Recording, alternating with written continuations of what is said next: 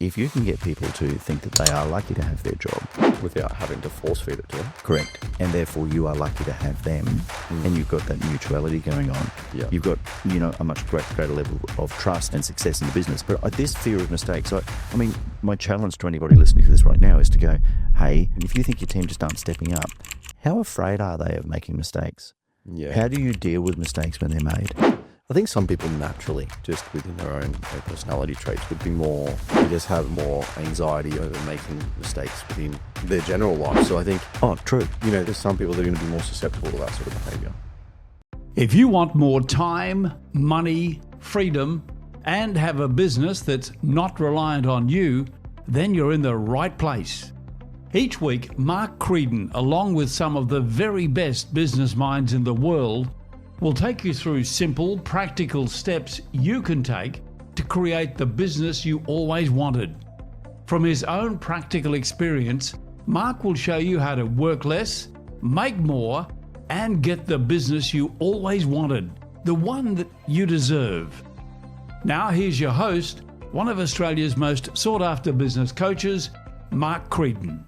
Welcome to the latest edition of the Mastermind for Business podcast. This is the podcast for you if you are in business and you feel like you're a bit trapped. You feel like you've become a slave, that the reason that you started the business is just no longer there, right? Because most of us start our business so that we can get more freedom, more time to do the things that we really want to do, spend time with family. And if you find that's not happening for you, then every week we're going to give you some little hints and tips and tricks that you can apply in your business pretty much straight away, which is designed to make sure that you get less time at work, more time away, more time in your life, less time in your business, without actually negatively affecting your bottom line. And as always, in the chair joining me is Nick.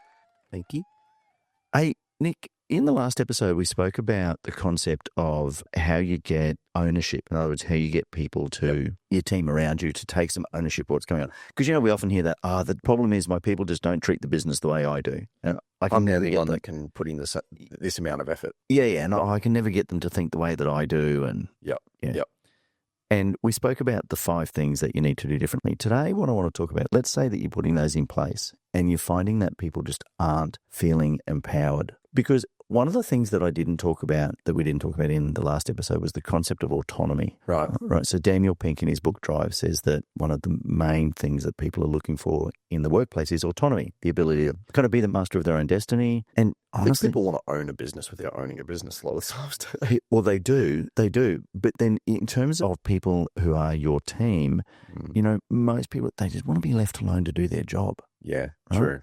And that's, what they want is autonomy. Trust me, leave me alone. And that's, I think there's 4 things. There's 4 things that stop people from doing that. So imagine that you've got people working for you and you've gone through those steps to give them ownership and you go, you know what, they're not thinking for themselves. Right. Yep. That's probably been said to you as an employee, as it has been said to me. 100%. You're not thinking for yourself. And back in the day, when I was a young bloke, I often thought, well, they're probably right. I mean, on reflection, they probably were. But I think there's 4 things as I've gone through, the last 30 years of being in business, I've discovered, I think there's 4 things. There's 4 things that stop people from just taking on this autonomy. And that's what I want to look at today. And I think the first one is a fear of making mistakes. So a fear of taking on the responsibility because they're worried that they're going to stuff it up? Yeah. And I think it's not so much the fear of making the mistake, it's the fear of the consequences of making the mistake. Sure. Right? Because you and I have probably both worked for people where the fear was so high of making a mistake because the consequences were dire or really weren't commensurate with the mistake. Yeah, 100%. Yeah. So I remember meeting with Phil DeBella, who had DeBella Coffee, now owns the Coffee Commune here in Brisbane.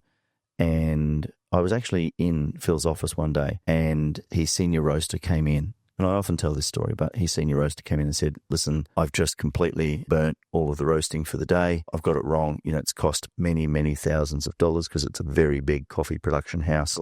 And so I want to tender my resignation. Right. And Phil said to him, all right, I just got one question for you. When you woke up this morning, when you're having a shower or brushing your teeth or whatever you were doing, did you think to yourself, I'm going to go into work and burn the coffee this morning? Right? And the guy went, well, of course I didn't. And Phil said to him, okay, well then just take your resignation and get the hell out of my office. Go back and roast some more coffee. Yeah. Mistakes happen, right? Mistakes happen. So it's almost the security of knowing that if you do make a mistake, that everything's going to be okay, that you are looked after. Yep. Whereas a lot of the times I think people would not take risks. They would play it safe because they're worried of making a mistake due to the consequences or actions that they've seen previously. Right. So if they're not taking risks, they're not taking ownership, they're not exercising autonomy. And so you end up in a situation where everything comes through you. So we had a client a couple of years back in our Mastermind program. And what we found is that every decision, every significant decision, not major, but just reasonably significant decision around the business had to go through him. Right. Now, this was a business that operated nationally, probably had about, 60, 70 employees and had a really good leadership team. But the leadership team was so afraid that if they made a mistake of the consequences, because he would often threaten their job, right? It would be, well, if you make a mistake like that and you'll be without a job, or do you like working here? Yep. It's one of those things where I think some people act like, well, it's a privilege. Yeah, correct. I've had bosses like that before where they'd be like, you're lucky to have this job. Yeah. Oh, yeah, actually. Yeah.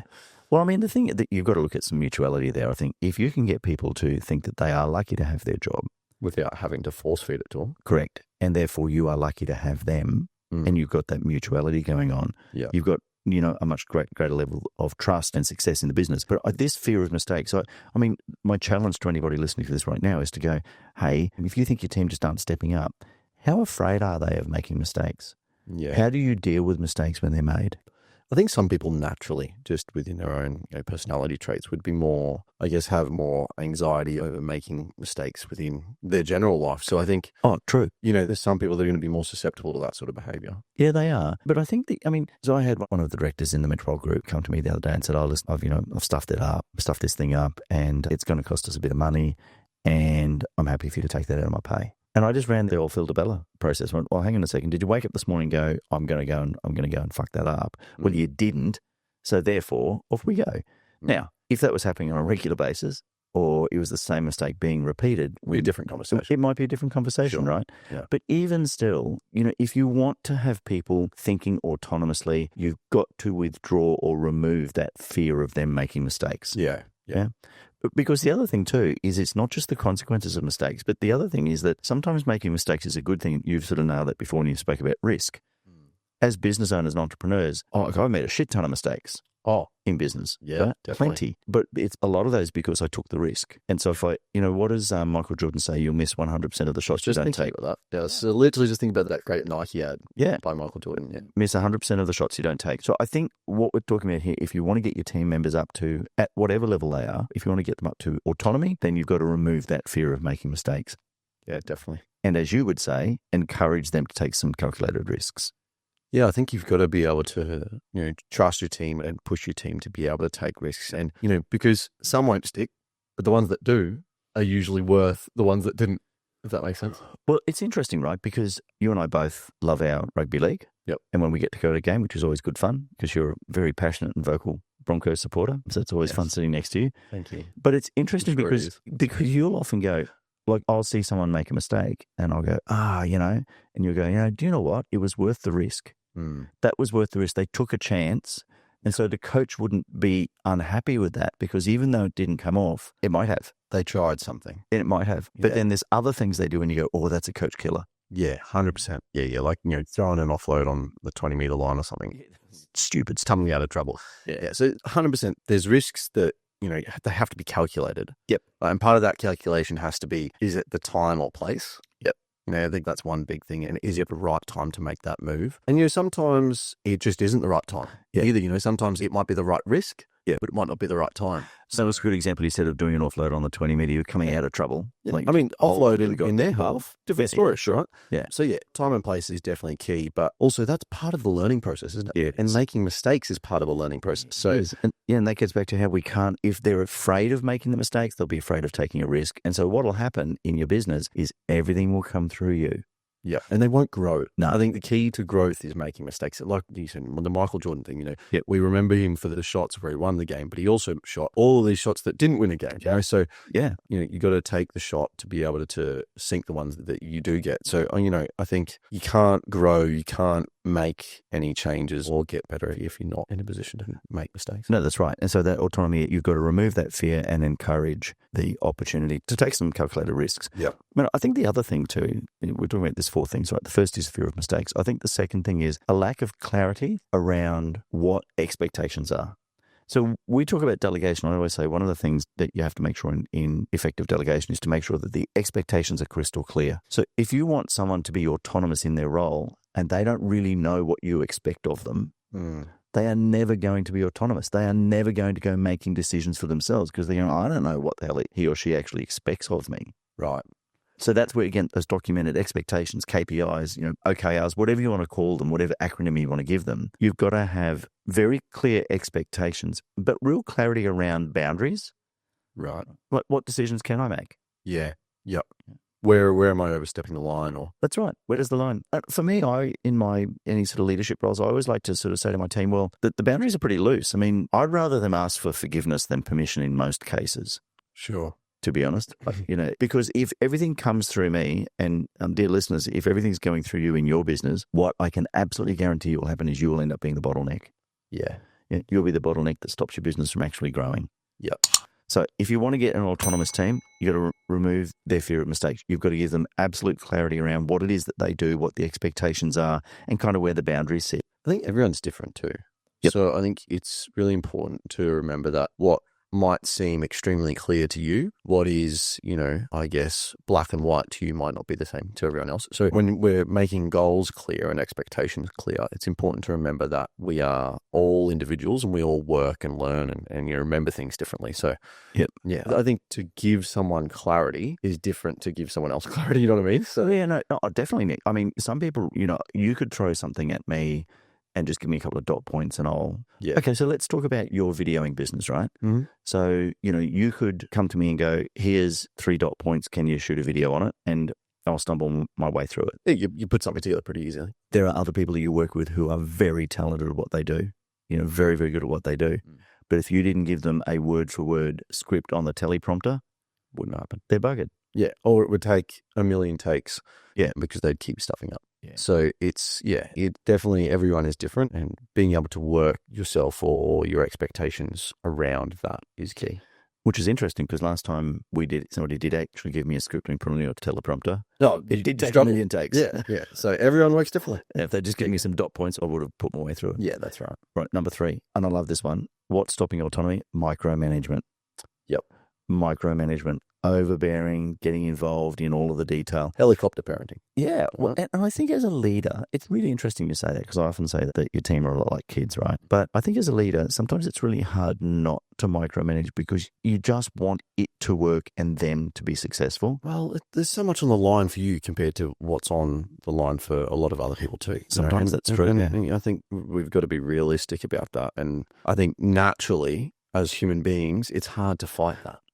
Yeah, and sometimes I've seen micromanagement really come from a position of genuine care and desire. Like, yeah, definitely. They genuinely want them to They succeed. want it to work. They Yeah. want it to succeed. And so they just sort of go, I really want this to work. Where it almost becomes, I guess, working against what they're trying to Yeah, achieve. it's counterproductive. Yeah. 100%.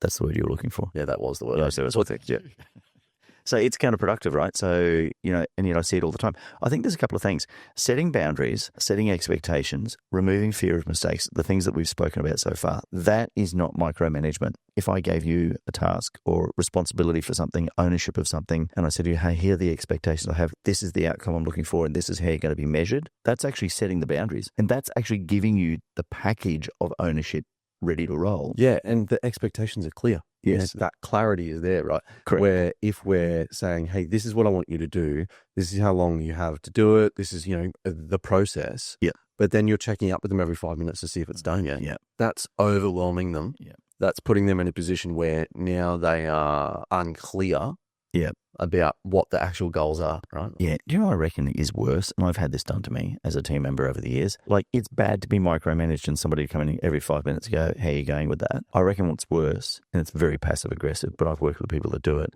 So they come in and they go, I suppose you haven't done that yet. Yes. I suppose you haven't completed that yet. And you go, you know what? Fuck off. Oh, I'm going to take fucking longer now. Yeah, just leave me alone. Yeah. All right. So we've spoken about the fear of mistakes and the ability to take risks, lack of clarity around expectations, micromanagement. I think the last thing, and we've already mentioned it a couple of times just in conversation, so it just goes to show how important it is, and that is a lack of trust. Yeah. Like if you're going to have people in key positions and you want them to step up, and you've actually got to trust them to do it. Yeah, you've got to hand the keys over a bit, don't you? Look, you do. And I've had people come to me and go, I trust you, but, well, you know what? There's just no but to that. Because you can't say to somebody, no, I really trust what you're doing, but I just need to make sure that, let's set the expectations at the outset. Let's get really clear on that. It's such a killer, isn't it? You know what that is? That's a motivation killer. Yeah. That's a massive motivation killer. If you're in the middle of something that, you've been given the autonomy on, you've made it your own a bit, and, you're going to see it through, and you're excited about the challenge. Yep. You've got some ideas, whatever it is, right? You're working hard at it. Yeah. Then someone comes along and does that. It fully zaps you from all of your motivation and your excitement about what you're about to do. And, if you kill motivation, you're going to kill autonomy, right? Yeah. People aren't going to step up and take responsibility or ownership and to be autonomous in their role if they're not motivated to do so. 100%. Nick, I had a conversation with a Mastermind client just the other day where they said, no, great, Mark, great. We've got this guy and we really want him to take ownership. He's stepping up. Now, the only thing is I just want to introduce timesheets so I can just make sure that we're actually keeping an eye. Yep. So do you know what? Why don't you just reach into his heart and take all of the motivation that he's got in there for this role and just extract it, a la Jim Carrey on whatever movie that was. Yeah. Pulls the guy's heart out of his chest. Yeah. You're right. Motivation plays a huge part. We've spoken about mistakes, clarity, micromanagement, and trust. But if you don't show someone that you trust them, you're right. What you're doing is robbing them of motivation. Yeah, and you're robbing them of the chance. Like, I guess what we're talking about completely here is autonomy and people taking things and making it their own. But you're robbing them the chance of actually showing you. Yeah. I think that's, for me, I'm someone who I thrive off starting something, putting it together and, whatever it is, and then going to someone, whoever asked and gave me the task with the final product, the end product, and going, have a look at this. Oh, how's this? And that gratification and satisfaction that I get from them enjoying it or, approving of it, whatever, that's to me, tick, job done. Yeah, right. Well, that's where that motivation comes. But in that example, you've not been afraid to make mistakes. The expectations have been clear. They haven't been micromanaging, and they've given you the trust. And look what happens. You just step up and go, you know what? Let me do it. No, I want to be clear. These theories, these concepts are not going to work for everyone. No, and you can't just be loosey-goosey and think that, you can't. Of course, you have to micromanage to a certain extent, and, you have to be in control of things, and not everyone is going to fit this mold. No, they're not. But I think the thing is that there are going to be people in your business that this sort of stuff isn't going to work for. But the truth is, they are the people who are never going to take ownership and autonomy anyway. And we get back to that, the concept of in every business, there's grinders, minders, and finders. All right. So sometimes there are grinders, and we need grinders in a business, and there's nothing wrong with them. I'm not saying that in a derogatory sense. Those grinders are the people that they come in, they just want to do their job, get paid, go home. That's all they want. And they keep the wheels turning. They keep the wheels turning. They don't want to take ownership. They don't want to take responsibility. They want to be told what to do, and they just want to be told what to do and do their job, and that's it. Mm-hmm. But if you are looking to develop other people in your business, you want to create ownership, you have to have autonomy. In order to have autonomy, you have to make sure that you're addressing those 4 points that we just discussed. And one of the biggest things to that is, and it goes back to that clarity thing, is communication. Yep. If you have a high level of communication with your team, you're able to understand how they work more, and you're able to provide them with the level of micromanagement, with the level of autonomy that they can handle. Yes, 100%. 100%. So true. Hey, before we wrap up, there's something else I wanted to talk about, which was around a conversation. So in our Mastermind program, people come in, and we often say people come for the content, stay for the community. But one of the things that they get, apart from the intensives, which we've spoken about, is the ability to have what we call an unstick call. And it's just they can log into my calendar, they can find a time, and we run a 15-minute call where we unstick a particular problem. Yeah. So I was having an unstick call with one of our Mastermind members the other day, and he was talking about giving extra money to somebody. Mm-hmm. So somebody came and said, I want to get paid more. And he said, okay, I've agreed to that. And his question to me was, now I've agreed to that, how do I now say to them, well, I'm happy to pay you more, but now you need to step up more, was the term he used. And the reason I'm mentioning it, it's just a great little reminder, because the time to have done that was at the time of the negotiation of the money, not post money handover, right? Yeah.